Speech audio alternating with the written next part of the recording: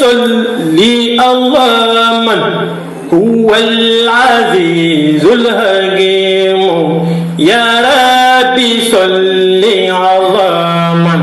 هو العزيز الحكيم يا ربي صل على من هو العزيز الحكيم يا ربي صل على من هو العزيز الحكيم حميد الإله المرابي سر الهدى بهداه نور الوجود بحق برب شيخ حماية صلى الإله عليه بعاد ما بإليه شيخ الورى مقدس بعزم شيخ حماية يا ربي محمد الفاتح لما أغلق والخاتم لما سبق الناصر الحق بالحق والهادي إلى صراطك المستقيم وعلى آله حق قدره ومقداره العظيم صلاة عبد ضعيف وسيلته رسول الله يا سيدي ويا حبيبي يا شيخي ويا معلمي يا سمي يا رسول الله قد ترى مكاني وتعرف حالي ولا يخفى عليك شيء من أمري توسلت بك إلى ربك فاشفع لنا عند المولى العظيم يا نعم الرسول الطاهر اللهم شفيه فينا بجاهه عندك سبحان ربك رب العزة عما يصفون وسلام على المرسلين والحمد لله رب العالمين السلام عليكم ورحمة الله تعالى وبركاته أمي على تنو أمي على بركاته biye entre temps ani kelen depuis ni kalo barkama in daminɛna an bɛ to kana sigi su o su ka fɛn dɔ mɛn ala kɛra la an kun tɛ min dɔn an ye nin sigi in tɔgɔ da ko ayamu rasulillahi ko ala kɛra muhamadu ka don n'a fɔla ko a ka don o kɔrɔ ye a y'a ka ɲɛnamaya bɛɛ kɛ ala ko de la a yɛrɛ y'a jateminɛ ni karamɔgɔ min nana sigi o bɛ kuma i b'a fɔ ko o kɔfɛ dɔwɛrɛ tɛ nana dɔwɛrɛ fɔ tugun o dugukɛ ni min nana sigi i b'a fɔ ko kunun ta ma kuma o fɛnɛ bɛ n'a fɔ i b'a fɔ tɔ kelen ma dɔ fɔ an tol'o de la fɔ kunun nga n'a y'a sɔrɔ lon o lon karamɔgɔ dɔ tun bɛ nati fo san 100 san 1000 san miliyɔn 1 fo ka taa se diɲɛ wuli ma lon o lon o tun bɛ na fɛn kula fɔ ala kɛra la an tɛ min dɔn mun kosɔn parce que ala kɛra tɛ dɔn a sheikh yusuf nabahani ala k'an don a hɔrɔma na a ko n'ala ka dan fɛn kelen kelen bɛɛ multiplier 70,000 a 70,000 kelen kelen bɛɛ n'ala ka nɛn 70,000 d'a ma ko a kelen kelen bɛɛ y'a nɛn 70,000 ta ka kuma ala ka kan fɔ san 70,000 ko a bɛɛ fara ni ɲɔgɔn kan bɛ i n'a fɔ i ka miseni tugu kɔgɔji la k'a bɔ min bɛ tɔni o bɛɛ bɛnna kan k'o de fɔ sisan kɔgɔji tɔ o ma fɔ ala kɛra la donc n'a b'i le min kɔnɔ k'i ka muhamadu lɔn ele le filila a yamu k'o de yira n na ja muhamadu tɛ dɔn o fɛnɛ kɔfɛ an bɛ nabagaw fo aw mu nana sigi hali sanko ma a yamu bali san kɔrɔ an nana gɛlɛya la tuma dɔ an natɔ b'a sɔrɔ bese kɛlɛ bɛ quartier la maa b'a cɛ ci kana sigi a yamu na a bɛ tila ka wuli a b'a cɛ ci ka taa ya so a ka nin kɛ mun de kosɔn ala kɛra de kosɔn bon ni kosɔn tɛ mɔgɔ o mɔgɔ la lahara i tɛ kisi n'i sera lahara lon o b'i ya dossier bɛɛ bɔ ka bila o b'i ɲininka kila ya kosɔn ye jɔn ye i b'a ye dɔ ya kosɔn ye waliyu dɔ de dɔ ya kosɔn ye nabi ɲuman dɔ de dɔ ya kosɔn ye ciden dɔ de dɔ ya kosɔn ye a fa ye dɔ ya kosɔn ye a ba ye dɔ ya kosɔn ye a karamɔgɔ ye kosɔn tɛ mun na olu bɛɛ bɛ taa jahanama kɔnɔ kuma in faamuna alugu nana kosɔn de sɔrɔ a y'a yɛrɛ la a yamu kɔnɔ ala ka kosɔn o ye kosɔn bɛɛ le dan ye kosɔn tɛ kosɔn min sanfɛ a k'o le sɔrɔ hali n'a danna nin ma ni badugu kɛlɛkɛlaw bɔla a fɛnɛ ye bɔ a bɛ kuma a b'a fɔ an n'u ka a yamu kɛ an n'u kun bɛna sigi a yamu na tile tan ni kelen ka se mawulidi lon ma don o don ala ka kan kun bɛ nin le kosɔn o bɛ wasa kɛ donc an nana sigi k'a fo ka dugawu ɲini a fɛ ka dugawu k'aw ye k'a ɲini ala fɛ ala ka san caman di an ma ala k'an siw janya san min tɛ ɲinɛ ye an ka jɛ k'o kɛ ɲɔgɔn fɛ n'an nana sigi a yamu na a ye bisimila a ye bisimila a ye bisimila a fila bɛ yen na n'an nana sigi ko an bɛna na a yamu kɛ ala ka kan ka ko tɛ yan marhaban bɛ an kɔrɔkɛ ni an karamɔgɔ nana ko a ka bisimila ala k'an wasa an kɔrɔkɛ wɛrɛ sigini filɛ nin o fɛnɛ nana k'o bɛɛ ka bisimila ala k'an wasa donc an nana ka na a yamu foli de kɛ ka tila ɲininkali minnu bɛna jaabi an bɛ fɛ a y'a faamu tile tan ni kelen kɔnɔ kuma caman fɔla kɔnɔ karamɔgɔw ka kuma caman fɔ an ka darisu caman sɔrɔ o fɛ mais kuma dɔw bɛ fɔ a bɛ bonya dɔw hakili ma i bɛ taa sɔrɔ karamɔgɔ dɔ k'o fɔ olu m'o faamu san'o bɛ wuli ka taa degeke don kuma nin na ka samara don a sen na ka chapeau don a kun na fɔ kumatigi t'a ya kuma dɔn an n'u bɛna kuma in ɲɛfɔ pour que mɔgɔw k'a faamu ka a yamu baara tɔ dafa a faamuna donc an nakun y'o de ye a tɛ i n'a fɔ dɔnni yɛrɛ de don walima fɛn wɛrɛ de don mais min fɔla ka saraha k'a la ala k'an bɛ sababa ma ala k'an sutara ala k'a nafa d'an bɛɛ ma rasul hɔrɔma kosɔn sɔli ala rasul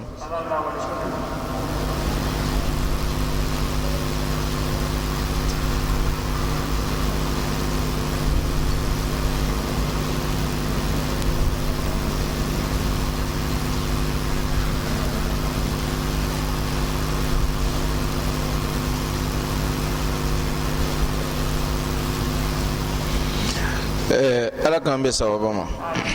nin ɲininkali ko différence jumɛn de bɛ nabi ɲuman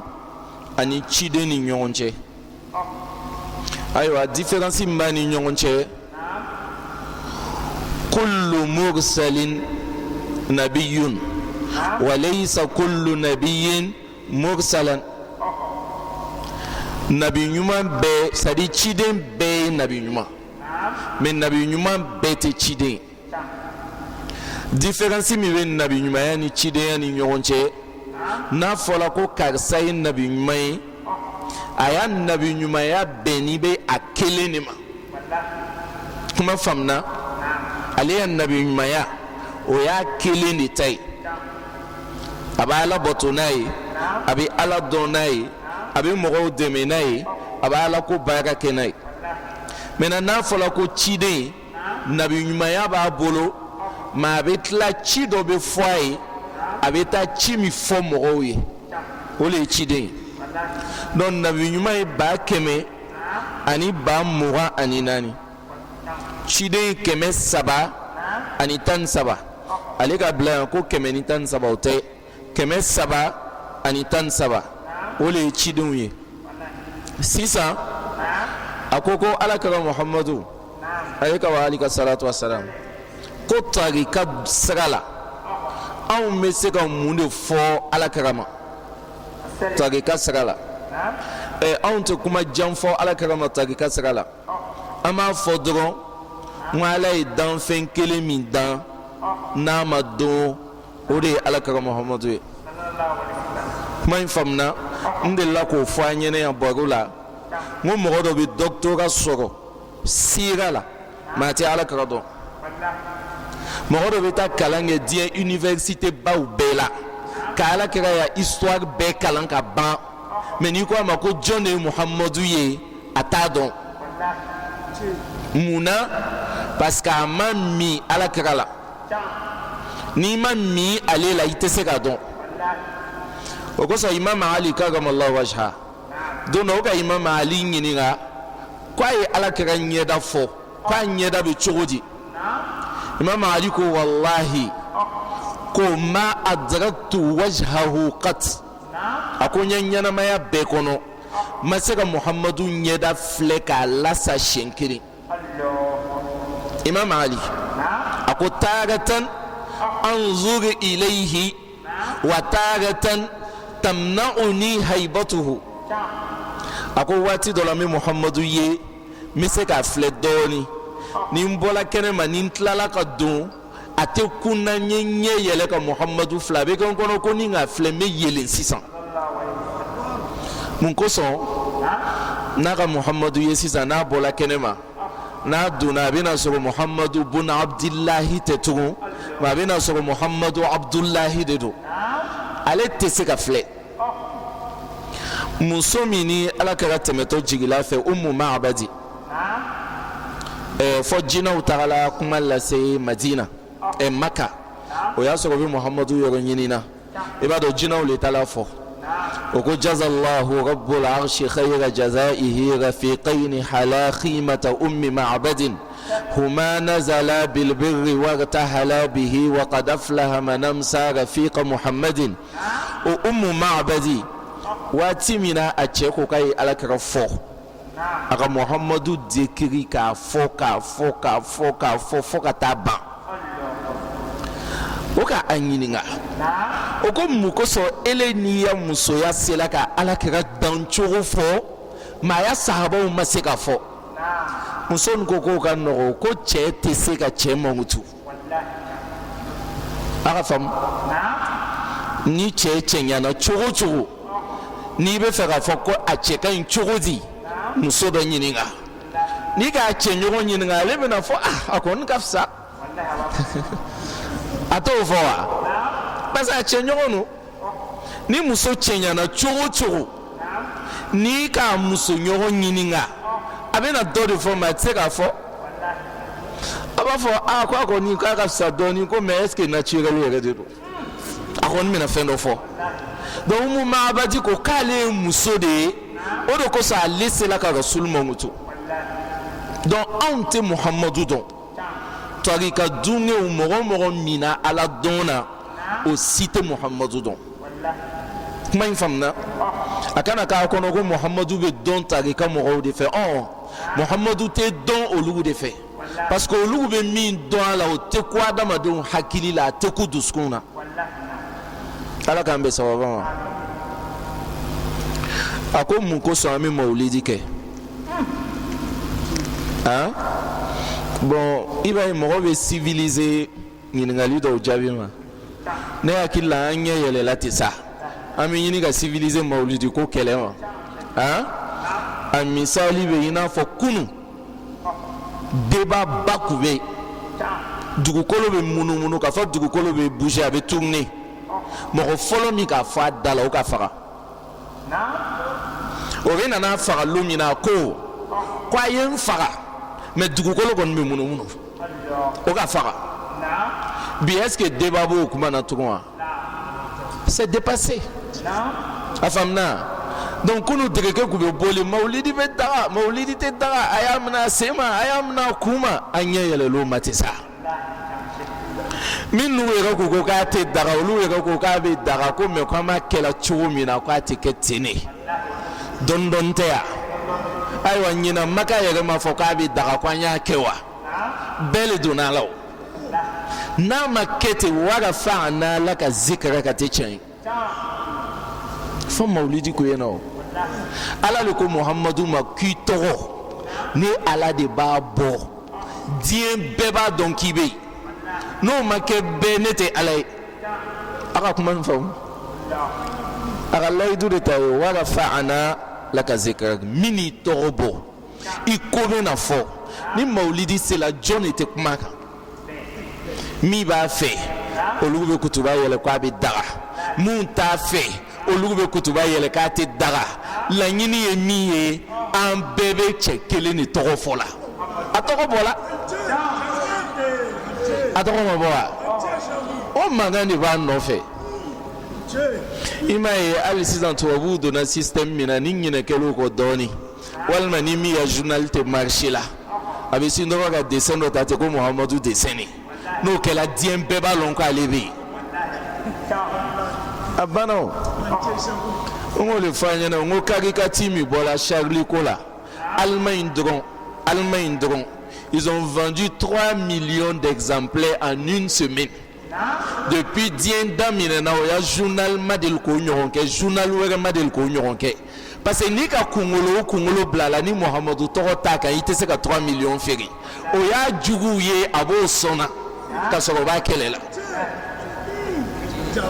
أعد نظرا في الخلق تعلم بأنه كأحمد لم ينشأ ولا هو ينشأ كي سانغولو فلي dugukolo filɛ maternité bɛɛ filɛ muso o muso n'a delila ka ŋuna a bɛɛ ɲininka o bɛɛ bɛna f'i ɲɛna ko an ka den sɔrɔ maa si ma Muhamadu ɲɔgɔn sɔrɔ fo ka dugukolo meleke a tɛ sɔrɔ fɛnɛ a ye mawulidi kɛ n'a k'a diya a y'a to yen n'a k'a diya ala yɛrɛ bɛ mawulidi min kɛla o b'a labɔ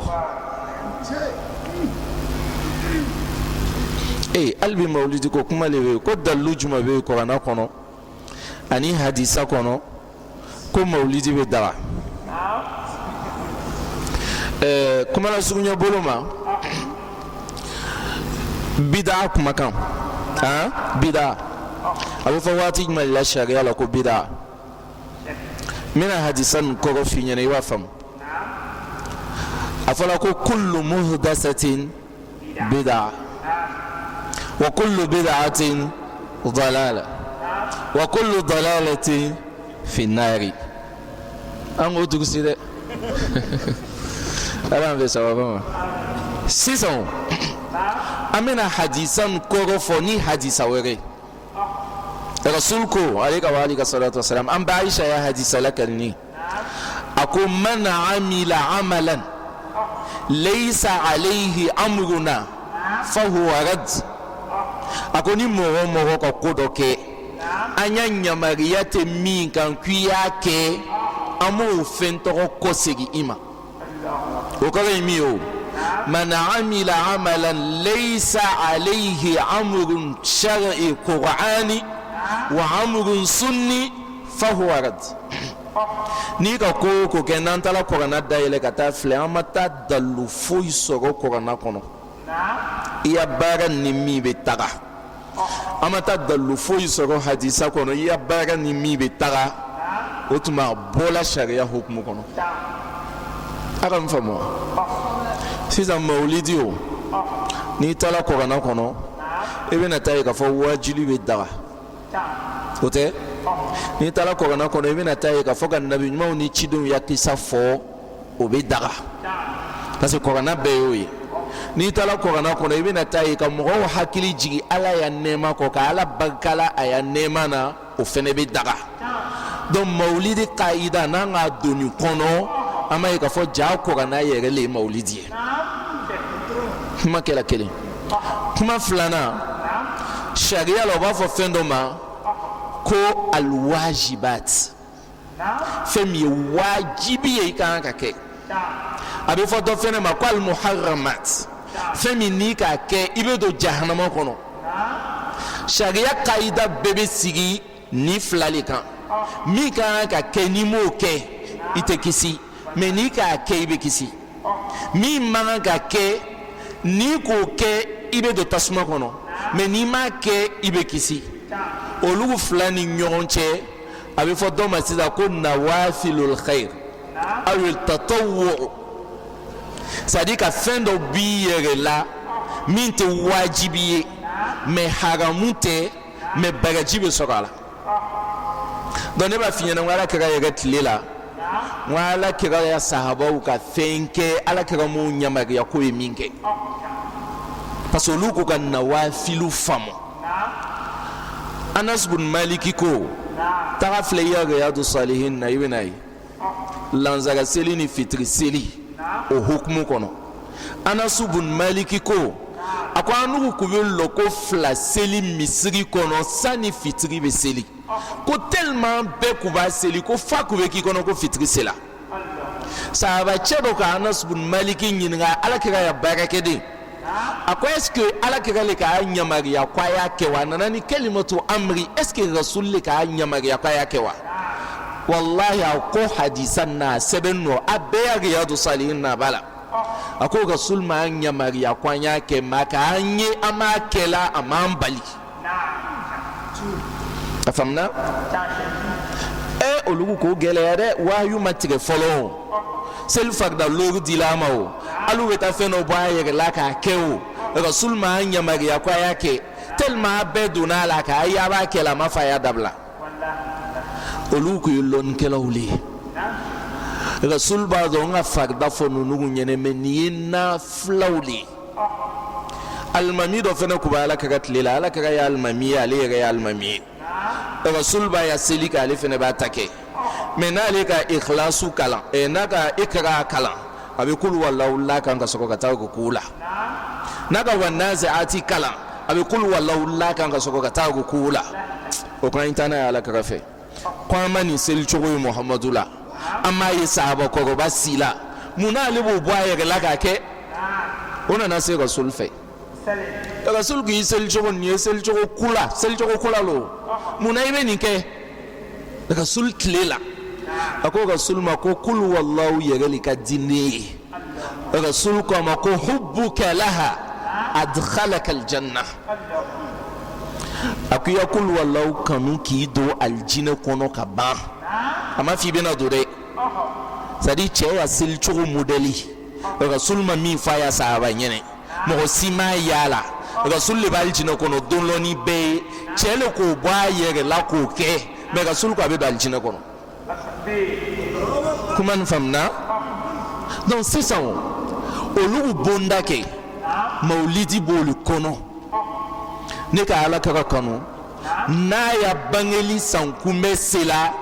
fo ne ye ko dɔ kɛ ka Alakira kanu yera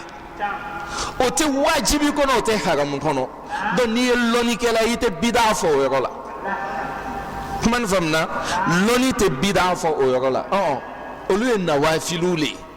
ninnu yɛrɛ ka b'o la ninnu ko minal a'mali saliha n'a dun fɔla ko minal a'mali saliha makakaw ka mɔgɔw nɛni mun ma faamu lɔnni na n'a fɔla ko ala amalu salih muta'alliqun bil imani inna alladhina amanu wa amilu salihati makakaw kolo ko n'a ka mɔgɔ o mɔgɔ y'a bɛ mawlidi kɛla limaniya jɔn no ni limaniya t'i la i tɛ se ka mawlidi kɛ ala an bɛ sababa ma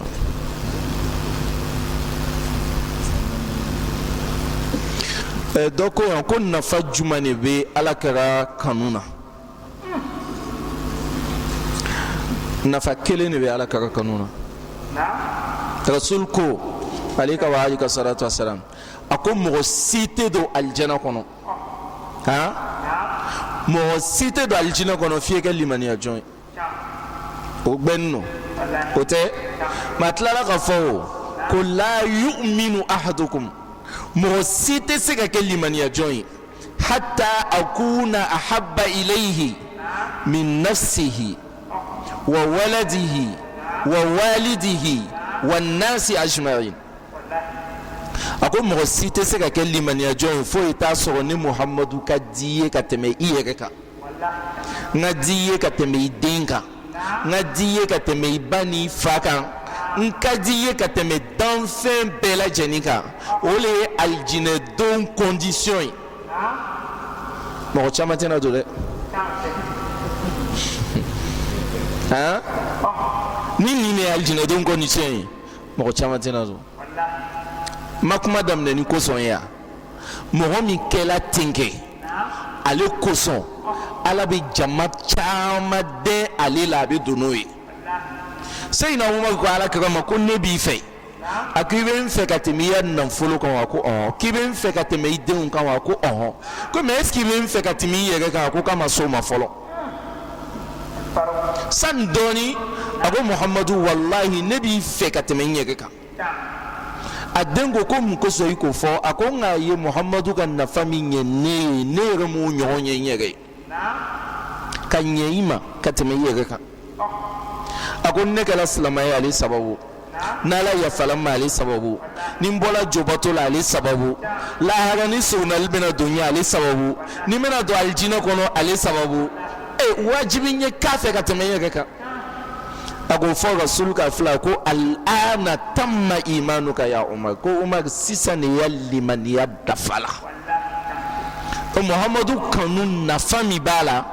ite do aljina kono ni makalife mais mogo do bien sa jigla le kono kale be ko bekela pour kale se ka ke muhammadu fe ko male ninti sela ka kanu ko ma la fe chugumina o bana bala ke mi wala mnena le ko e wa so do wali gala abalo mi ko sa te se ka ke muhammadu fe ka teme fembe kawa mo ni haramu be ju kono ite se ka muhammadu kono kele yega bonya be mo la muhammadu kanu te do ala fila yega be mo la muhammadu kanu te do ala kaba be mo la muhammadu kanu te do ala fen to ko kadi ala e kojugo atabla duskuna fo duskumi kasano longolo ni dobe bi junumi na dobe faga iya muhammadu kanu ka aflana ye ate salatu ke ka chaya ni solli chaya la abi muhammadu kanu sabati ala kan be sababa ko Johnny muhammadu qui est le prophète on a fait 600 ans long we fe nya fo wajibe ati long abana ala ndeme ala te ala dinte afamna ala ma parti do tayere la ka muhammadu dan o te tien kwa ka nyeda noro lita kwa ka bulu faulila ko li kala muhammadu ye o kuma te tien de ele ma nyeda nfamna la ko nyeda kan te nyeda physiquement nyeda ala fe femi kadai ni fembe o le nyeda ya ala fe واصبر نفسك مع الذين يدعون ربهم بالغداة والعشي يريدون وجهه نيدا يولي أفهمنا محمد على كجوني mais John Juma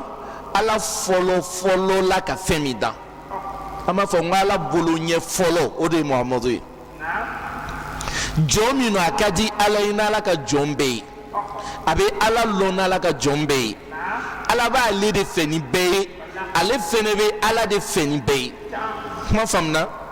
mogo mun ka ala kanu ni ko bla Muhammadu libe ala fenala ya jombe mogo mu be sira ala nya ni ko bla Muhammadu libe sira ala nya nala ya jombe ala be mogo mu fe ni ko bla ala be Muhammadu le fena be abana yi male re miye Muhammadu e ala ya kodi be bela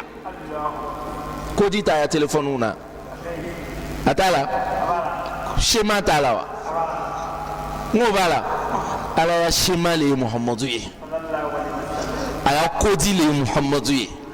yawmullahi wa waqtuhu lon kelen pele kala ala fe lon to kala Muhammadu dan loyi wakati kelen ni kala ala fe o kala wakati ya ka Muhammadu dan wakati mina lon to ni wakati to be dana pour que Muhammadu le lon bana ala mbe sababa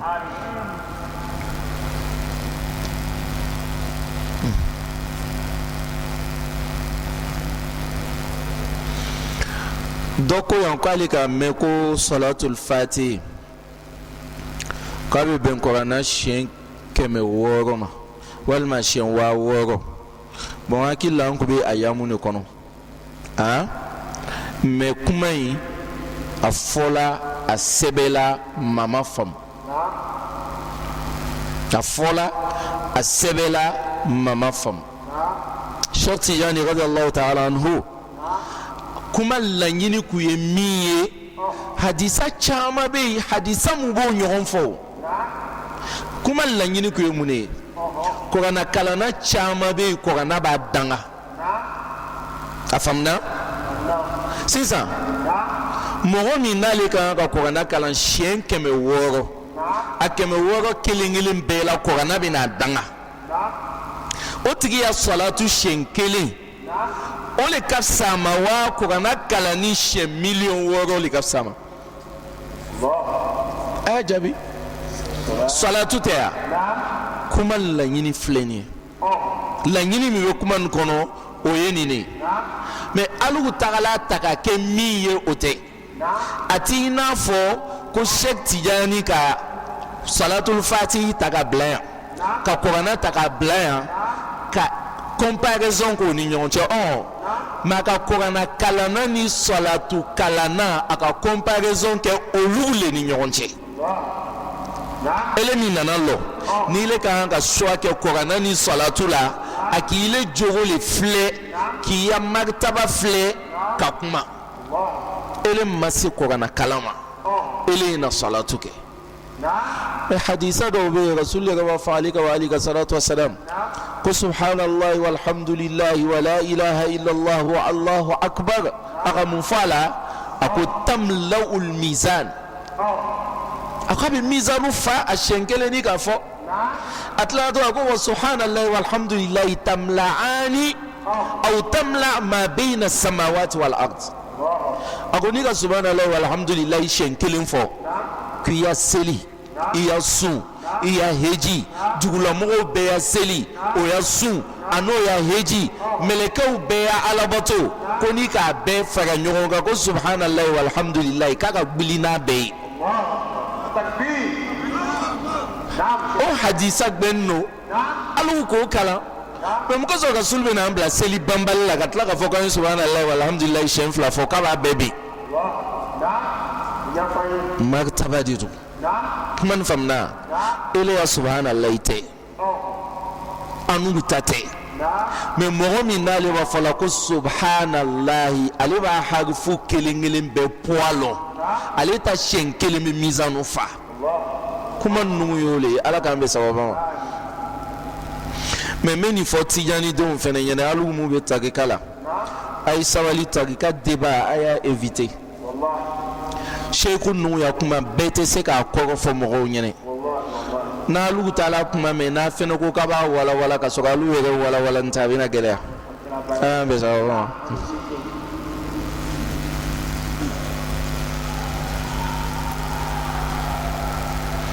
ko ahlul bait ko jɔnw de don donc mun ala kan t'an ye association ahlul bait ma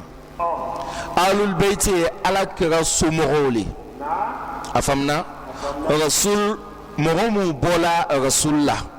a bɛ fɔ olu ma ko ahlul bait alu aqilin alu hamza alu ja'farin alu abbasin alu aliyin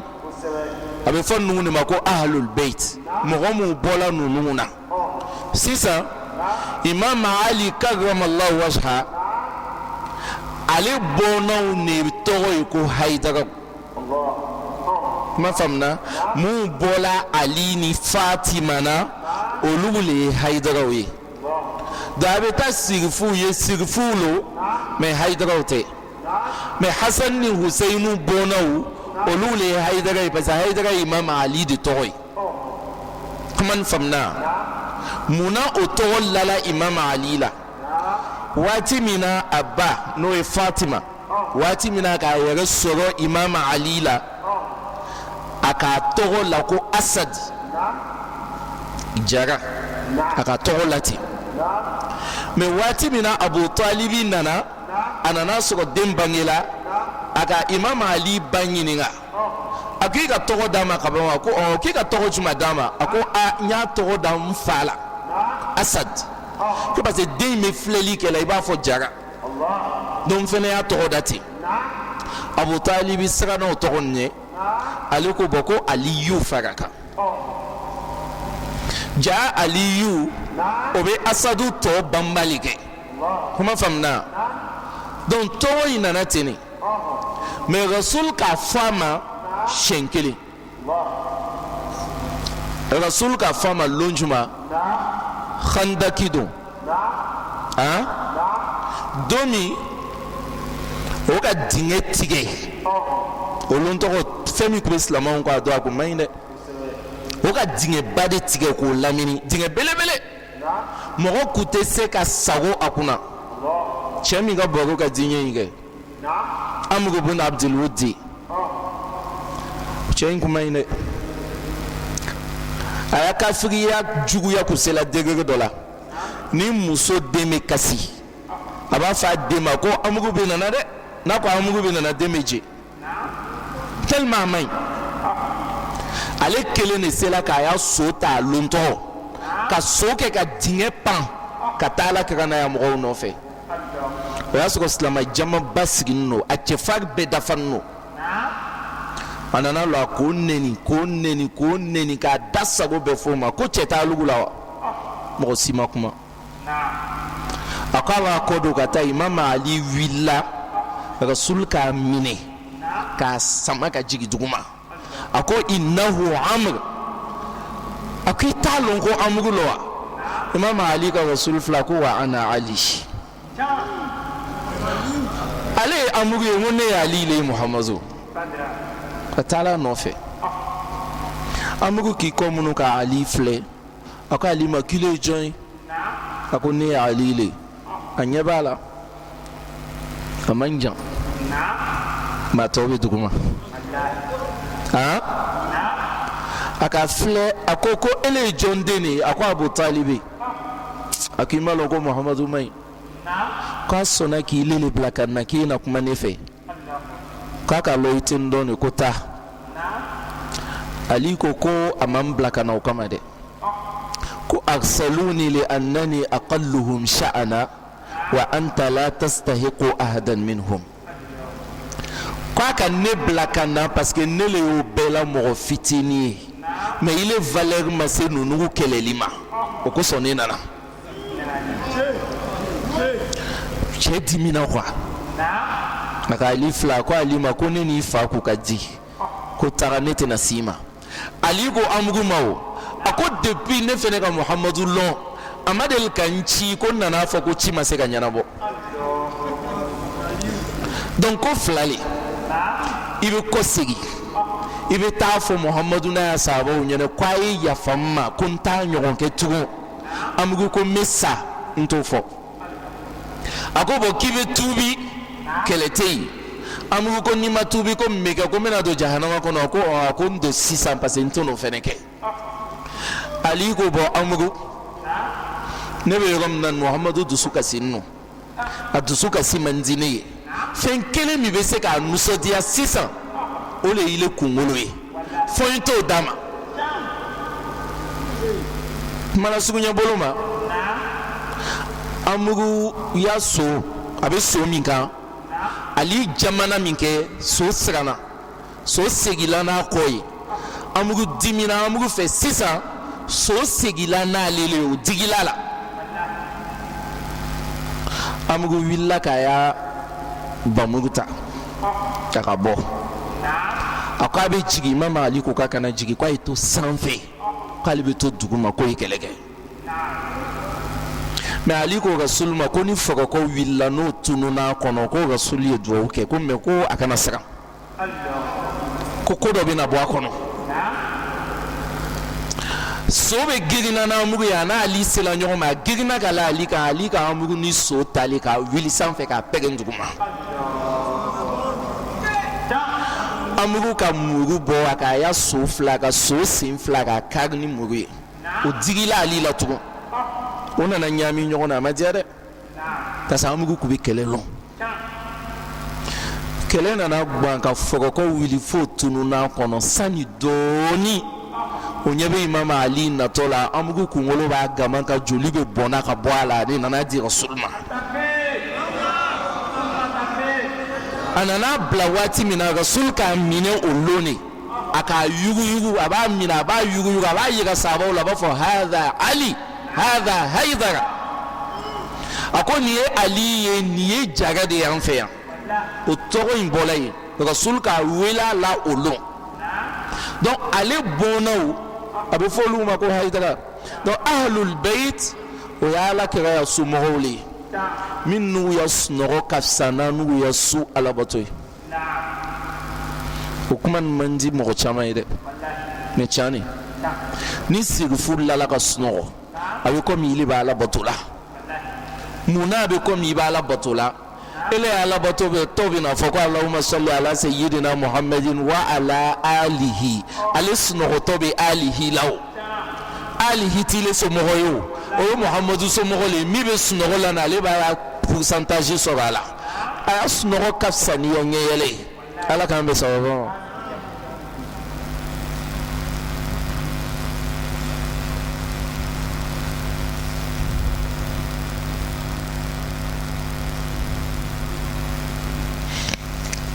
bon hali bi mawulidi kuma bɛ yen ma da la n'an minnu jaabi tugun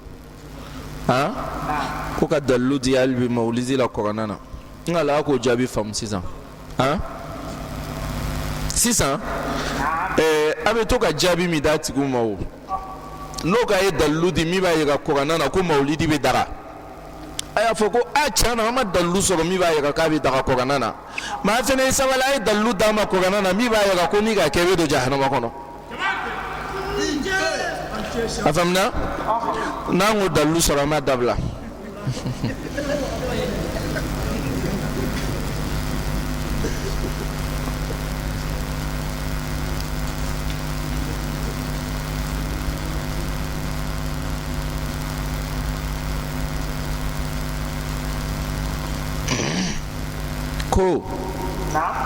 ko kuma cayala ala ka ka samantiyaw la ana ka bonyaw na kitabu kɔnɔ ko nka ko o bɛ fɛ an ka fɛn dɔ fɔ muhamadu la min sɛbɛn tɛ kitabu kɔnɔ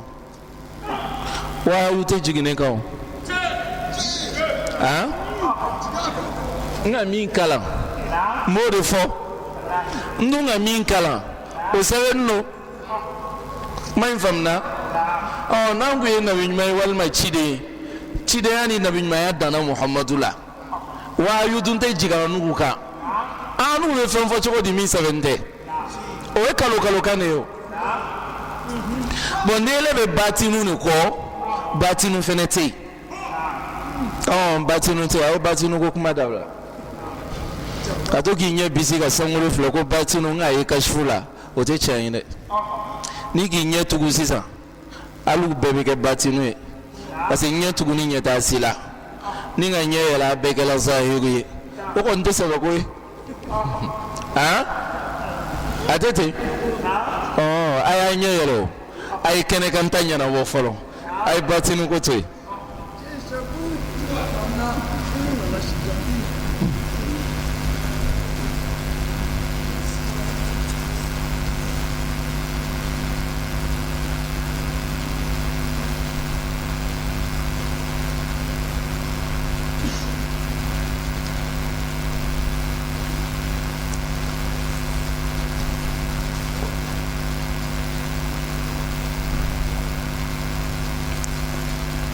sisan marhaban bik danse ko est-ce que cɛ ni muso ko cɛ ni muso bɛ se ka furu ɲɔgɔn ma min kelen bɛ mawulidi kɛ kelen tɛ mawulidi kɛ an b'a ye a ka problème kɛ dɛ mais ɲininkali in kan ka kɛ a kan ka kɛ dɛ mun kosɔn ɲininkali in kan ka kɛ mɔgɔ minnu ka mawulidi kɛlɛ o k'a kɛlɛ fo ka taa kɛbagaw don jahanama kɔnɔ donc n'a yɛrɛ ɲininka ni mawulidi kɛbagaw yɛrɛ ye silamɛw de mun na parce que o tugulaw lahawa kɔ ara'ayta man ittakhadha ilahahu hawahu wa adallahu Allahu ala ilmin n'adamaden tugula lahawa kɔ i bɛ kuma fo ka taa bɔ ala ya hukumu kɔnɔ lahawa de b'o kɛ o tadi be kuma ka kuma fo qala rasulullah be ta dogoya yene ibe qala ana li fo sisan donc mawlidi problème nana nole ni ma lo mo be se kiti fadenga ala kara yi chugo mina tani ne ga ala kara tanu ka tanu ile sigini be dimi yere ma ndu mi to fo mi neni e ma ko sala ala kan be sawa ma donc me mi foi ni mi me mawlidi ke o yake ni mi ta ke o kana ke islamani kafir le to fugu nyoma mais ni ki islam nyoyi na ya fugu na lu yere ba longo mawlidi ko tena taga problème ya fugu kono aya ya fugu ke ni mawlidi lon se la ke ba ya ke akebali ya toy men lan no ko kelena akebara imena akebali intege taga do ya alchino kono la hada inshallah ko est-ce que mo be se ka sundo mawlidi lon suni kan ka do mawlidi lon afamna sun kan ka do mawlidi lon rasul kan kala mawlidi folo mina akan kala lani sune asali ku ba ke tene o tene akube sune do ka yere ya bangeli ala tanuke akuba la foni ole don nanu fere ko amina mawlidi ke aya suru labe aya boisson labe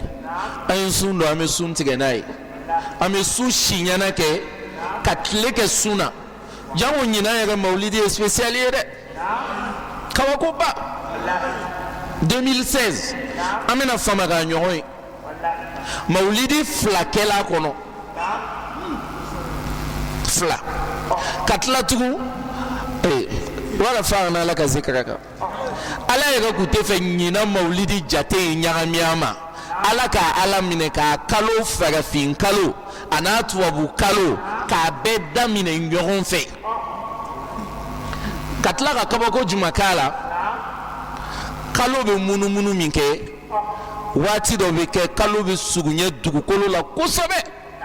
bo sugunye nyoya tumado ni kalo ka ke na tunna la tumado fo sambi sabani nani atake tuko bo ba so kalo ni tleni dugukolo bebe limiti kele na ka nyesi nyoma o fene kela ka benyina lima afamna do nyina mawlidi fene be na ta ben dimashi maga duguge tenena ina fa lon folo takela chukumina kullu yawmin huwa fi sha'anin depuis muhammadu bangela maka saonsa mawlidi kalo la ka beni lon kelen ma muhammadu be bangi kulay tugu afamna don no kela nan sela ka mawlidi ke sufe ga tla ka tene sundo ala kirai anga ko ba kere ala ni sun bagaji ibadi ala kira muhammadu ma ha nango kanga ko ba ke ala ka no ya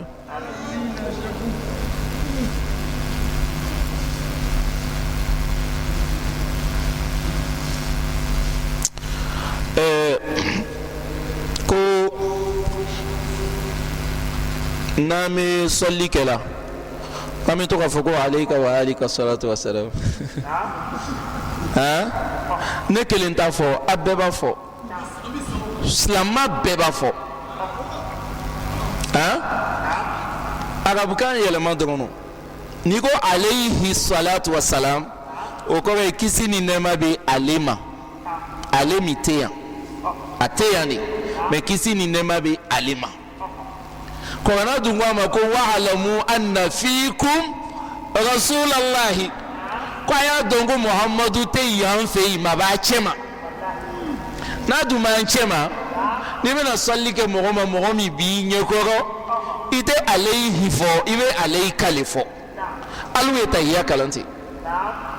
ayan foke atahiyatu azakiyatu at-tayyibatu salawatu assalamu ma mere assalamu ayega ma fa akana bagani ma an bele wa fota yala ko assalamu alayka ayyuhan nabi kisi bi ma muhammadu don ni le be sella ni ka ka alayka ni bola sella ni ka ka alayhi o ile tay nanu be sella nanga ke alayka yi anu fe wati be selile wati be muhammadu ya hadrali inna arsalnaka shahidan abi yorbe dama fa alayka ko do ko ala ka bangi baga fla ko seven no ko te kisi a seven no a seven no a famna a seven no problème balebe anya communauté la kalama jamfa de dolin nana rasul nyininga a famna mantuku be kuma na mafhumu be kuma na dolin nana rasul nyininga ko ala karawo ko ne fani mba et puis atigi jogo manye kuma na anana rasul machogo mina amanna ni jogo maye ina fo ibnu ummi maktumin nana chogo mina jogo la mogo ni ladabun no ni nani ya mogo basura ni mogo be nyongonye la ite kuma tiga dala ito ya nyongonye tige ibnu ummi maktumin nana ala kira soro ani maka mogo baw ku be kuma lela depuis yoro ja ku ala kira wole la ba to tala pukaye kuma tige ka equipe alela rasul ki nye kumu aya joro ladabu baliya lela mais rasul mi nye kumu nata wegela mogom nugu malla moluka abasa wata walla koro fo chogo jugula mais mogom mi malladabu ni ka ladabu baliya ko ka be mogo toro mi ladabu no man famna non chainana anana ala kira nyiningali akwa ale banafa ko be 1600 rasul ya yoro fo parce que sahaba li ale ba la ko la mais ale akili be to ka jigo ko rasul ko tiana ko fla be tasuma kono la tasalu an ashya in tubda lakum tasuukum kwa tarani rasul ka ni be tala ni dusukasi model mi ye na tala to kan mogo mina be songa fo ni ne bani fa bebe tasuma kono otmana ne rebe bodina na ne fene be ta fa ko kan shenkeli sege kuntene ala botola rasul ka weli kuma langini emuye ko ne ka alami longe al ne re bange baga flana ka ala diabo mine kuma fleni mena 600 ameta kuma ndaka do kaida juma kono rasul bange baga flas lamaya na no nyene ya amana unyene slamaya mana mogom nu nyene fatratul jahiliya mogom mu slamaya dompewu olugu ya kitibedi ya faken no ma olugu be kisi parce que ma dina kibari ya me o ma lon aladun la yazlimu nasa shay'a o ekeli aflana inna allaha la yudhi'u ajra al muhsinin ala te nyumankela saga ka totu nyumankela ijoni muhammadu al nete songa nterche mine nte songa demine kuma ta bana fama jango ala mais mogo mi be nuso dia ka fo rasul ki le kisi ki bani fa kisi mais il va souhaiter rasul bana fa kana kisi e ka mo tsi kai bon mena mi finyene kuma la sunye bolo mawo rasul ko katali la fo amfa adama ko chewo bala ko fugu dene ya be ko kenema den kelintala rasul ko fo afamna rasul no shila chewo chela o bal jina kono mena abu lahabi yere de laka rasul neni e pa de laka nusodia ala ka do neni jahannama kono meni nusodia lum fene sela ala be doba ya tasmana kuma ba bangi ba ko mawa ala kan be sababa awa keto na masika nyiningali be jabi parce que 22h les langa ka baralo mais sina mi nyombolo na la sona inshallah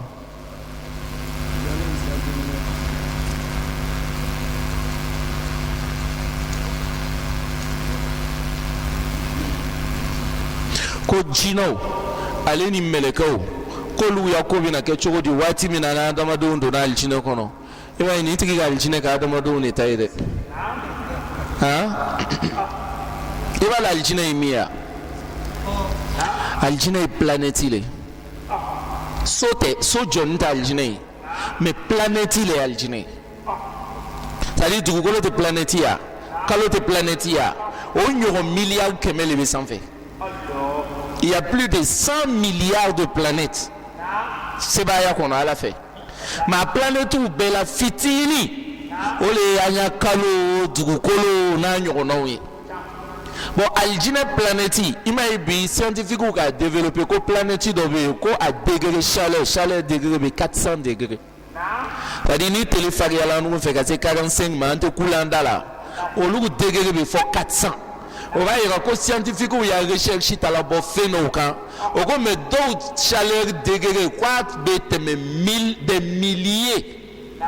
c'est-à-dire degré wow à chaleur degré temeno kan o ko scientifique ou bola kalama ko jahannama be est-ce que famna chaleur mi degré 400 ni ka fait do ko na ba jini donc jahannama fene planète il c'est-à-dire c'est un monde mo be na bla ko lugu ya nyana maya ke lugu be jin dogoni afamna donc c'est ça aljine fene planète il mais aljine planète buya me chogodi ni ga sangolo wolon vla la nyon ke refe ka dugu ko wolon vla nora la ole aljine planète kele bon planète kele me dit mo kele ni ma est-ce que famna mo kele planète kele a planète d'enfin beile le taille le amasai bon on y a milliards keme o manchana da madoya est-ce que femme 6 ans a chala na da madoya de jina ou fenebo tata jina kelen planète kelen jina kelen planète kelen fa beta ban kasoko ato chama babi ato mi be isida la be soko ko tlantugu moro ni nyonche da adama de mal jina kono jina bal jina kono ko so ko bal jina kono ama dan fin do yere ye kwa la dan fin no lugu bal jina kono ala be so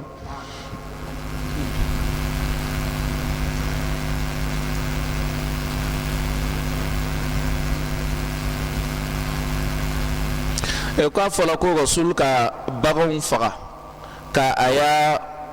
bangeli kenaye ko esko sabatino ako ke aya heji labana anana ni bagan keme kene kan ayere ka biworo ni saba fara mais ato aka muruzi imam ali malik ko lugu fara ah OK là si ça ni bena ke question là-bas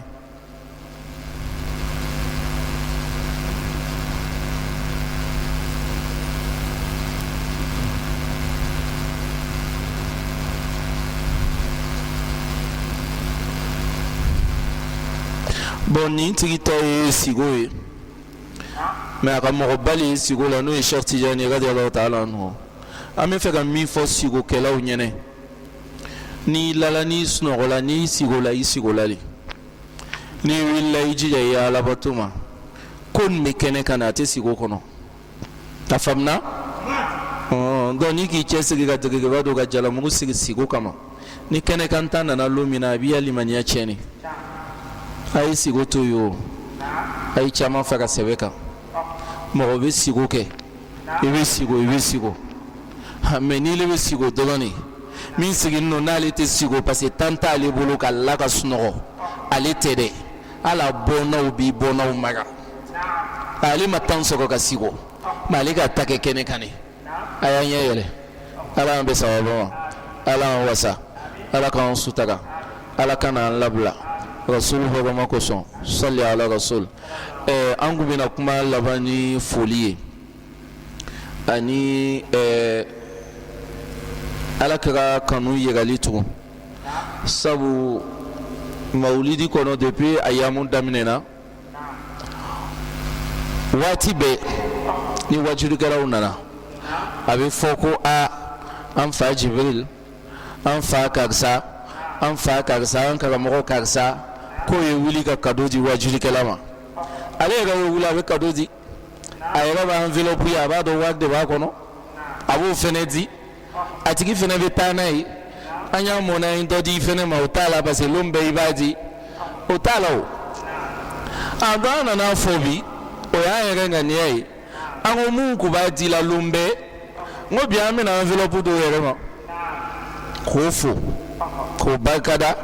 ka duwawu ɲini o fɛ k'a yira k'a fɔ nin ye ala kira ka barika de ye an bɛɛ de bɛ nin na an bɛ to nin de la an bɛ sa nin de la insha Allah n'ala ko a ma ko dɔ wɛrɛ b'ale bolo k'a b'o fɛnɛ d'a ma an b'a fɔ n k'a ka ɲi n ka Muhamadu b'an bɔ Allah b'an bɔ Cheikh Tidjani ko radiyallahu anhu Abul Abbasi waliyu ya champion du monde alele i kɛra waliyu ye cogo cogo i y'ale le den a ko ko ala bɛ se ka na ni nabi ɲuman dɔ ye min bɛ Muhamadu sanfɛ ala bɛ se ko maa ala de ko k'o sebagaya kelen k'ale yafala kɔ k'a ta kɛ n'anu garisɛgɛ kɛlaw Muhamadu ye o b'an nugu wasa donc an bɛ Muhamadu kɔ n'a a jogo ladegeli ye o ye ko ba ye Muhamadu ko la mɔgɔ man di Muhamadu ye ka tɛmɛ mɔgɔ kan mɔgɔ min bɛ Muhamadu jogo ladege o tigi ko ka d'a ye dɛ o kɔfɛ i ya salatu bɛ jate i ya rasul kanu bɛ jate i ya baaraw bɛ jate maa bɛɛ sigilen don min kan Muhamadu bɛ fɛ ka waso n'i ye k'i jogo ka ɲi komi ale ou bien i bɛ fɛ ka bɔ a fɛ mɔgɔ tɛ se ka kɛ komi ale mais n'i bɛ fɛ k'i ladege a fɛ i ladegitɔ a fɛ i bɛ tɔ bɛɛ dan ala y'an don a hɔrɔnma na donc an faw ni an balimaw karamɔgɔw ye hakɛ to olu ya enveloppe bɛ yan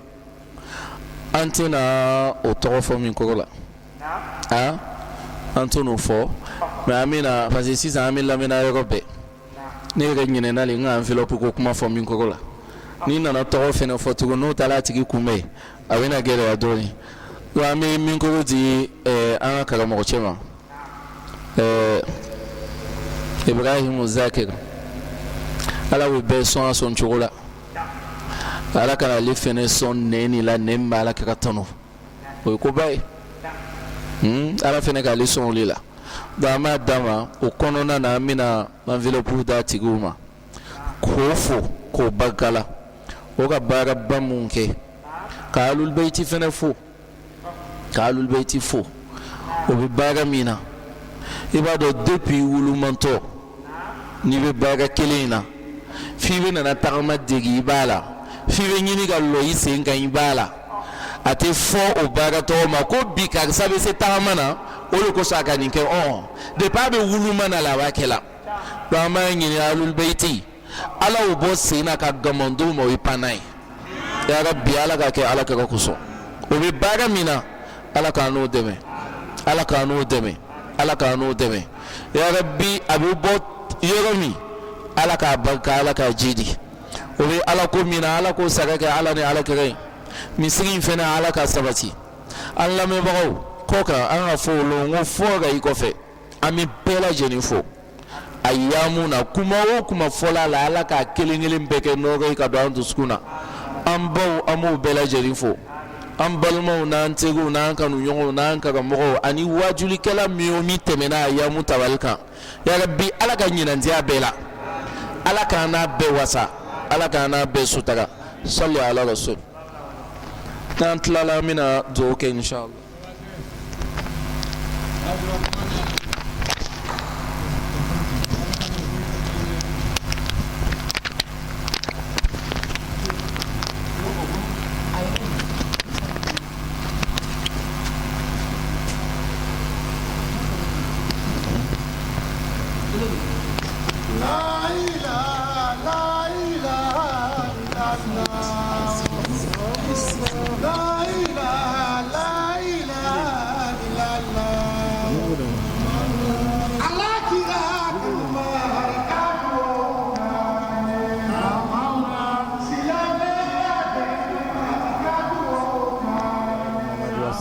Sidima alhamdulillah rabbil alamin alhamdulillah rabbil alamin alhamdulillah rabbil alamin ali bi usa antir la hera la kan si hera la ke ba to ala o kan depuis kalan damina biya traitant traitant voilà vraiment lolu jama bɛ na cɛ n'a muso mɔgɔkɔrɔba n'a denmisɛn an bɛ jama bɛɛ lajɛlen fo hali bi ala mawuludi nafa di an bɛɛ ma mawuludi bɛ kɛra kira min kosɔn ale le bɛna surunali kɛ sini ala ni an bɛ min kɛla mawuludi la ala ni an bɛ min kɛla bato la ala ni an bɛ min kɛla tɔgɔfɔ la ala hinɛ an na ala an kɛ a surunali donbaga dɔ ye hali bi sa an fa n'an baw ala hinɛ u la ala u kɔ suma ala yafa bɛɛ ma an bɛ sɛku fo mɔgɔ mɔgɔ nana kalan kɛ yan o bɛɛ k'a tando o bɛɛ ka alugu yɛrɛ karamɔgɔdenw tando a bɛ bonya min lala sɛki kan sɛki yɛrɛ fana ma a yɛrɛ kɔrɔ ta sanfɛ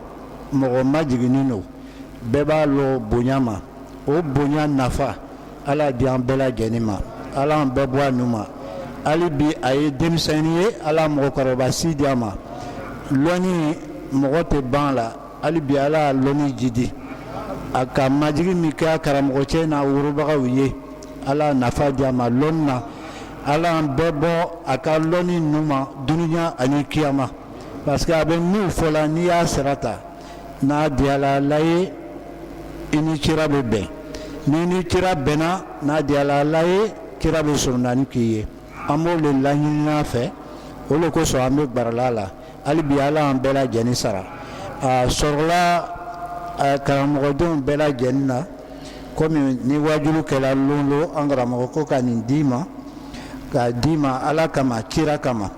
ko i y'a kɛ k'i yɛrɛ dɛmɛ lɔnni ɲini sira b'a la jisɔngɔ fana b'a kan hali bi o sa ala hɛrɛ k'an ye ala sini yira an na ala an bɛɛ kafo kɛnɛ kelen kan sini nɔgɔya la kɛnɛya la limaniya kɔrɔtani la ala nafa di an bɛɛ ma ala san caman yira an na alhamdulilayi rabbil alamin Sheikh Adam Jawate Sheikh Yakub Konate Sheikh Jabi bonya filɛ nin ye a diyala n ye kosɛbɛ an bɛ alul beyti mɔgɔw fo bonya dili la ayiwa komi ne yɛrɛ ye kalanden ye n dun bɛna to kalandenya kɔnɔ fɔ ka taa n sa ni ala sɔnna a ma olu fɛnɛ kɛla ni garisɛgɛ ye ne ma indépendance sɔrɔ o kosɔn a k'a kɔlɔsi tuma dɔ depuis a yamu daminɛna fɔ ka se bi ma mɔgɔw bɛna fɔ ko Sheikh bɛna chapeauté k'a kun na parce que ala kira y'an karamɔgɔ ye an b'a ka kɛnɛ kan an b'o bonya sigi a ye ayiwa ne karamɔgɔlakaw fɛnɛ bɛ yen n'o ye Sheikh Mohamed Sherif Sonta ye ni karamɔgɔ bɛ yen n'i le ka cadeau minɛ o kɔrɔ ye k'i kɛra karamɔgɔ le ye n dun ma kɛ karamɔgɔ ye donc alul beyti ye diɲɛ ka fara ne kan ne bɛ n ta di ale ma bi an bɛɛ ye diɲɛ ka dugawu ɲini olu fɛ o ye dugawu k'an bɛɛ ye baara in bɛ sabati an bolo cogo min na a bɛ taa ɲɛfɛ an bolo cogo min na an bɛ fɛ fɛnɛ ka nɔbɔ Muhamadu ko la cogo min na an fɛnɛ ye se k'o kɛ fɔ ala kira yɛrɛ y'a fɔ k'aw ni ce ko dɔ kɛla ala k'o k'an bɛɛ ye donc ne fɛnɛ bɛ n ka cadeau ta k'a di n karamɔgɔ ma a ka dugawu k'an bɛɛ ye k'a y'a kɛ ala kira kosɔn a kana sigi a kana ban la a k'a minɛ a ka dugawu k'an ye sɔli ala rasul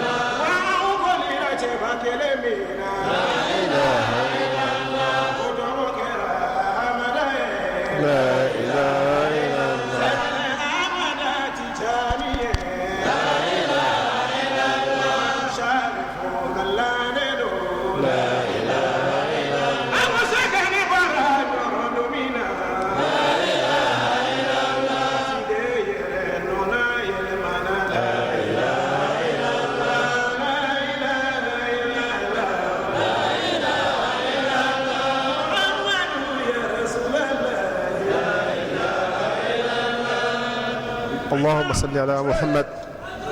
اللهم صل على محمد وعلى آل محمد وسلم سبحان ربك رب العزة عما يصفون وسلام على المرسلين والحمد لله رب العالمين نيني سونجا كندي أم بكان كساوا أن نانتونا فوقا دوغي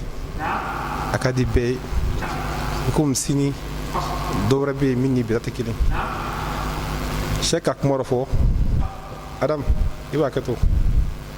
o ale karamɔgɔden cɛ ni a kalan kɛ so kɔnɔ karamɔgɔden ni an fɛ yen mɛ karamɔgɔden t'an fɛ so kɔnɔ yen ka taa an fa tɛrɛ la fo bi sɛk bɛ pilasi min na min b'a la a tɛ yen an m'o karamɔgɔden fɔlɔ depuis 18 bɛ yen fo bi karamɔgɔden min ka karamɔgɔ sulakaw kanu komi sɛk a tɛ yen karamɔgɔden min fana a karamɔgɔsɔrɔmɔgɔw fana k'a kanu komi sɛk a tɛ yen ne m'a ye a ko ne y'a karamɔgɔcɛ ye tiɲɛ mais ale fana ne ya sɛku le ye an b'a faamu de parce que sɛku kɔrɔ bɛ yen mais karamɔgɔ kɔrɔ tɛ yen n'i tugura sɛku kɔ ni a y'a sara min diya i b'a kasa kuru i b'a kɔlɔsi tigɛ i bɛ taa sɛku wɛrɛ kɔ o dagala tiyaniya kɔnɔ o dagala tarika bɛɛ kɔnɔ i fɛ ala mɔgɔ lo i tugura kɔ i taara sɔrɔ ala t'a la sitana le b'a la farawuna le b'a la dajali le b'a la i b'a to yen i b'a tugu sɛku wɛrɛ kɔ mais i karamɔgɔ i tɛ se k'o to yen mais ni ka ye ne b'a kɔ depuis an yɛrɛ la n tɛ ko nin na ɲɛnama depuis an b'a la an ko sigi est ce que an bɛna se wa mais an kun b'a la mais bi yɛrɛ ka kɛ an sera a ma daminɛ bi dɛ o bɛ to k'a fɔ olu bɛ an kun ye mɔgɔ 13 mais bi an t'a yɛrɛ dalo n bɛna kuma kelen fɔ ahlu beyitu mɔgɔw ɲɛnɛ ladilikan kuma lo a kɛra cogo o cogo adamaden kɛra cogo o cogo i kɛra fɛn o fɛn ye i kɛra ko o ko ye mɔgɔ bɛna sɔrɔ min na dɔ f'i ma a ka o lamɛn a ye baara min na a y'a kɛ diɲɛ i k'i yɛrɛ kɛ cogo o cogo i k'i yɛrɛ bila minɛn o minɛn kɔnɔ i k'i yɛrɛ kɛ fɛn o fɛn ye diɲɛ mɔgɔ bɛna sɔrɔ min na dɔ f'i ma n bɛna zana kelen de fɔ an bɛ dugawu kɛ ka la o kan n'a tɛ kɛ baasi ye mɔgɔw ma cɛkɔrɔba dɔ k'a den ta ko den ma ko n den ko diɲɛ man ɲi dɛ ko diɲɛ n bɛna diɲɛ yɛrɛ la bi i bɛna diɲɛ lɔn bi diɲɛ ye fɛn min ye bi bere n bɛna diɲɛ yɛrɛ i la diɲɛ tɛ lɔn ka ban den a ka dencɛ ta ka fali ta o bɔra ka dugu minɛ a ka den yɛrɛ fali kan o taatɔ o bɛnna ni jama fɔlɔ min ye ale yɛrɛ bɛ tagamana dencɛ bɛ fali kan o ko a cɛkɔrɔba k'i fana sa i cɛkɔrɔba tɔgɔ bɛ tagama i sen na hali den ka di cogo o cogo ka den bila fali kan i cɛkɔrɔba bɛ tagama o fana ma ɲi sa i cɛkɔrɔba ye o dabila i cɛkɔrɔba tɔ filɛ i taama fiye gosi la a sira ɲɛfɛ a ka den lajigi a yɛrɛ la fali kan o bɛ ka taa o taara se jamakuru filanan ma olu fana ko ma ko cɛkɔrɔba ko i tɛ miiri denmisɛnnin ma ni den fitinin i de b'o ta k'o bila tagama na tereba nin kɔrɔ i cɛkɔrɔba tɔ bɛ taa yɛrɛ fali kan i fana sa hakili sɔrɔ hinɛ den nin na cɛkɔrɔba ko n den i m'a ye ninnu fana ka min fɔ ko n den yɛrɛ den fana yɛrɛla fali kan ani cɛkɔrɔba fila o taara se jama sabanan ma olu ko cɛkɔrɔba fali ye ala danfɛn de ye ala de ka fali dan hinɛ la i ma miiri ko fali ye ala danfɛn de ye ko nin b'a la komi ile ni i bɛ se ka ile yɛrɛ ni i den bɛ se ka sigi a kan cogo di a b'a tɔɔrɔ la nin fana ma ɲi sa yakili ka dɔgɔ nin fana ma ɲi adamadenya la nin ye cɛkɔrɔba kolonya le ye ko n den k'i ma nin fana mɛn bon k'an fila bɛɛ ye jigin an bɛ tagama den ni cɛkɔrɔba jigila ka fali minɛ o bɛ tagamana o bɛ taa la o taara bɛn jamakuru naaninan ma olu ko cɛkɔrɔba ko nin ye juguya le ye ne ye hasidiya le ye ko hali ni e tɛ yɛrɛ fali kan o den yɛrɛ fali kan kɛ den yɛrɛ fali kan yanni fali jala ye tagama e de bɛ tagama den bɛ tagama nin ye mun juguya le ye ko den yɛrɛ fali kan la o bɛ kɛ ko dɔ ye sinon i b'a kɛra cogo min na ko nin kɔni ye juguya le ye b'a ka diɲɛ kɛ donc n'i ka ko o ko kɛ i ka ko o ko kɛ ala kɛra yɛrɛ ma to yen an dun bɛ to yen wa Cheikh Matijani ma to yen an bɛ to yen wa Cheikh na Mawula ma to yen an bɛ to yen wa ni k'i b'a la kɔ mɔgɔw bɛ k'i kɔ sitana bɛ k'i kɔ i tɛ to yen n'a k'a la i bɛ tiɲɛ de kɔ a ye to a kɔ a bɛ na se yɔrɔ dɔ la n bɛna min fɔ k'a laban ni ala kɛra ni mɔgɔ ala kɛra bi yan sisan wallahi billahi ta'ala ala kɛra bi yan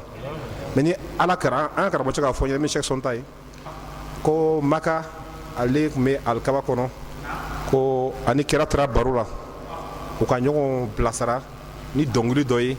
yan'o ye ta Cheikh Tidiane b'a kalama ani kira tilala kuma na u ka ɲɔgɔn bilasira ni dɔnkili minnu ye n'an kun mako bɛ saga la 18 n'an ka dɔnkili tɔgɔ fɔ dɔrɔn a bɛ saga kelen d'a ma an ka saga min dɔn a ye saga 20 bɔ n'an ka ye dɔrɔn an bɛ dɔnkili tɔgɔ fɔ a b'a fɔ k'a ye saga kelen ta an b'o jeni n'o domina ka ban semaine wɛrɛ n'a ka kunkolo bɔtɔ ye dɔrɔn an bɛ dɔnkili tɔgɔ fɔ tuguni a b'a fɔ a ye saga kelen ta tuguni fo a saga tun bɛna ban an yɛrɛ dilan ka miiri sisan ka maloya k'a y'a saga to a yɛrɛ bolo tellement dɔnkili in ka d'a ye ala kɛra ka dɔnkili n'a apprécié a fɛ cogo min na an bɛna dɔnkili in fɔ miniti 2 bɛɛ y'a nisɔndiya dɔnkili in kɔrɔ wallahi a bɛ kɛ sababuya ye k'an bɛɛ don alijinɛ kɔnɔ ka sɔrɔ an donni a kɔnɔ ka kɔrɔ عليك وآلك الكرماء صلاة الله مرسلك عليك وآلك الكرماء صلاة الله مرسلك عليك وآلك الكرماء صلاة الله مرسلك عليك وآلك الكرماء صلاة الله مرسلك إلى أم الكرماء فسر واجمع سلامك عليك وآلك الكرماء صلاة الله مرسلك بطيبته فم الوقراع على الهادي تهيتك عليك وآلك الكرماء صلاة الله مرسلك وبعد فقل أيا طه إليكم جئت مادحك عليك وآلك الكرماء صلاة الله مرسلك ثناؤك جامع عندي فأشرى لي مدائحك عليك وآلك الكرماء صلاة الله مرسلك لأنك خير خلق الله فوق الكل فضلك عليك وآلك الكرماء صلاة الله مرسلك فأنت محمد أحمد فرب العرش كملك عليك وآلك الكرماء صلاة الله مرسلك فأنت الأول القدام فضلا نلت منيتك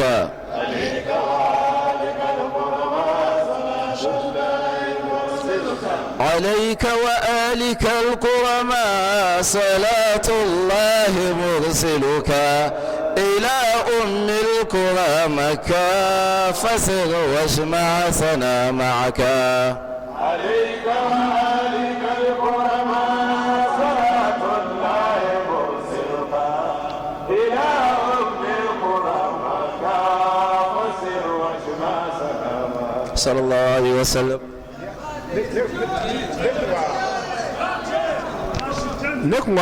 ne kun ka regele kɛ Cheikh ka silo kɛ i ma ale y'a ko ka dɔgɔ ne y'a ko ka bunbun ne ka min kɛ o ye regele ye ale ka min kɛ o ye silo de ye ala m'an dɛmɛ na bon n ka dɔnkili daminɛ a ka y'a ka lani ye kɛ ne de b'a yɛlɛ ko an ka kalan kɛ ɲɔgɔn fɛ mais ale kun hakili ka di ne hakili ye olu kosɔn ale ka dɔnni sɔrɔ ka tɛmɛ ne kan salamu aleykum warahmatullah jɛ bɛ dugawu kɛ الفاتحة مع صلاة الفاتح بسم الله الرحمن الرحيم الحمد لله رب العالمين الرحمن الرحيم مالك يوم الدين إياك نعبد وإياك نستعين اهدنا الصراط المستقيم صراط الذين أنعمت عليهم غير المغضوب عليهم ولا الضالين آمين اللهم صل على سيدنا محمد فاتح لما أغلق والخاتم لما سبق ناصر الحق بالحق وعلى هذه إلى صراطك المستقيم على آله قدر ومقدار العظيم سبحان ربك رب العزة عما يصفون وسلام على المرسلين الحمد لله رب العالمين مولاي صل وسلم دائما ابدا على حبيبي صلي الله من هو العزيز الحكيم يا ربي صل على من هو العزيز الحكيم يا ربي صل على من هو العزيز الحكيم يا ربي صل على من هو العزيز الحكيم دلع الله